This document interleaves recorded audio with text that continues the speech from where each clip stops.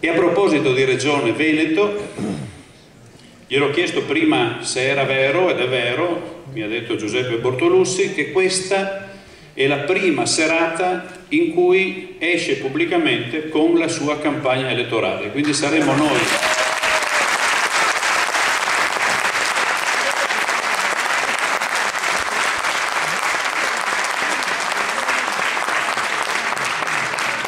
Saremo noi a Portogruaro che sentiremo per primi le linee forza della sua campagna, i suoi progetti per questa regione, che molto spesso noi abbiamo sentito così lontana e che adesso speriamo invece che possa essere molto più vicina. L'impresa che ha di fronte Giuseppe Bortolussi è di quelle difficili, ma mi pare che lui stesso abbia detto che o l'impresa è difficile o neppure gli interessa.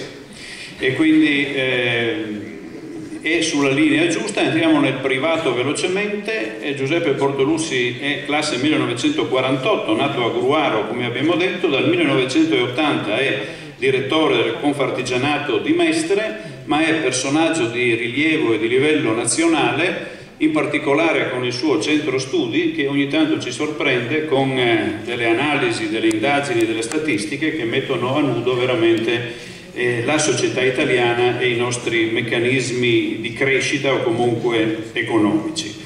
Ecco, gli cedo il palco e lo sentiamo veramente volentieri, impegnandoci poi tutti a seguirlo in questa impresa difficile che si accinge ad affrontare.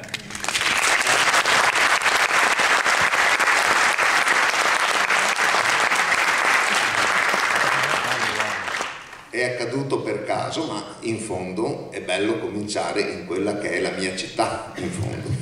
Perché Portogruaro, io in questo cinema sono venuto tante volte da ragazzo, come in altro cinema frequentavo, andavo dalle sorelle Pini a comprare i colori, quindi è la mia città. E quindi sono particolarmente felice di cominciare qua.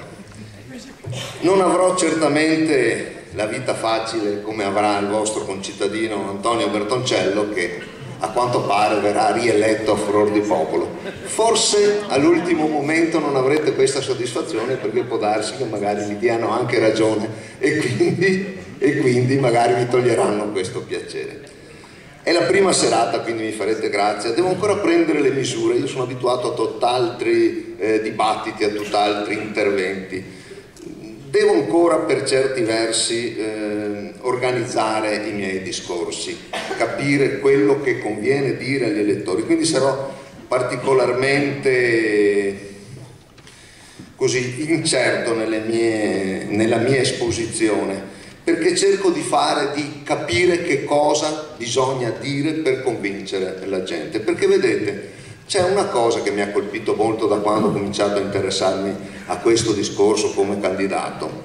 Ho capito che la Lega riesce ad avere dalla sua parte la gente senza, e ho provato a fare proprio un esame serio delle idee precise. Io non ho capito che idea ha la Lega del Veneto e del futuro del Veneto, non sono riuscito a capirlo. Mi ponevo questo problema per dire: faccio l'analisi e vedo cosa c'è da contrapporre, ma sinceramente, a parte gli aspetti contingenti, a parte lo sventolare fantasmi, non ho trovato nulla di concreto, nessun progetto. Allora, su questo c'è anche così la voglia di contrapporsi, la voglia di dire qualcosa che colpisca l'immaginazione della gente. E anche qui, andando a vedere, guardavo gli slogan, perché molti mi hanno detto, quelli che cercano di condurmi nella retta via, cioè dire cose interessanti per il pubblico, che il pubblico capisca, che la gente capisca, e dicono: guarda, la Lega ha dei bellissimi slogan, devi inventarne anche tu. Allora ho provato a analizzare questi slogan. Per esempio, Paroni in casa nostra, bello slogan, sarebbe piaciuto anche a me averne uno di simile. E dopo però vai ad analizzare, appunto, la Simonetta dice: cerchiamo di far ragionare la gente, cerchiamo di dargli strumenti per decidere. Paroni a casa nostra. Decide a Roma e a Milano qualcuno, cedono il Veneto praticamente così come ha fatto Napoleone. Spiego, a un certo punto decide di cedere il Veneto all'Austria, qualcuno a Roma e Milano ha deciso di cedere il Veneto alla Lega. Ma pazienza, si mettono d'accordo anche sul candidato loro. e quindi scelgono anche il candidato tra Roma e Milano. Dopodiché, se si va a vedere, paroni in casa nostra, neanche la Lega ha nel Veneto la capacità di decidere qualcosa, perché si decide tutto alla Lega Lombarda. Quindi uno di quegli slogan che è bello, efficace, ma se uno ci ragiona un po' non ha più di tanto senso. Se poi andiamo a vedere quell'altro, prima i Veneti o prima il Veneto? Primi Veneti era, io almeno ho sentito primi Veneti, sembra una di quelle cose un po' assurde che non ha neanche possibilità di avere un senso, perché vedete, significherebbe portare in questo paese una specie di apartheid, un discorso che dice ne abbiamo bisogno, li vogliamo per lavorare, ma dopo devono sparire, è una sorta di apartheid. Credo che a questo si ribellerebbe anche la gente che vota Lega, nonostante sembri difficile il discorso che faccio, perché vedete, un 11% di stranieri, perché non sono tutti extracomunitari, che vive a Treviso è perfettamente integrata. Perché vedete, anche qui uno studio fatto dalla Caritas dice che questo 11% è integrato bene in provincia di Treviso. Allora c'è da chiedersi, ma perché la Lega continua ad agitare questi spauracchi se questa gente è integrata, se questa gente vive non in ghetti, se questa gente vive la vita dei paesi e delle città? Perché vedete, quando danno le quote di immigrazione le chiedono gli industriali, però alla fin fine questa gente va a lavorare per oltre il 70% nelle piccole microimprese, quelle da 2-3 addetti, che forzatamente sono nei paesotti e quindi forzatamente si integrano. Certo, problemi ce ne sono e anche tanti mal di pancia, però se il problema è quello della delinquenza e della sicurezza, va perseguito quello e non agitato quest'altro, perché l'integrazione c'è. E quindi bisognerebbe anche su questo riflettere. Se invece il discorso è prima il Veneto, anche questo è uno di quegli slogan che lasciano il tempo che trova. Perché? Perché lo diceva benissimo sia Flavio Zanonato che la Simonetta. Molte sono le cose che contraddicono questo slogan. Prima il Veneto. Vedete, noi molti anni fa, grazie a uno studio accurato sui dati della Ragioneria dello Stato, Ministero del Tesoro, Ragioneria dello Stato, abbiamo scoperto che il Veneto riceveva indietro rispetto a quanto pagava dallo Stato, riceveva indietro meno della metà della media delle altre regioni italiane.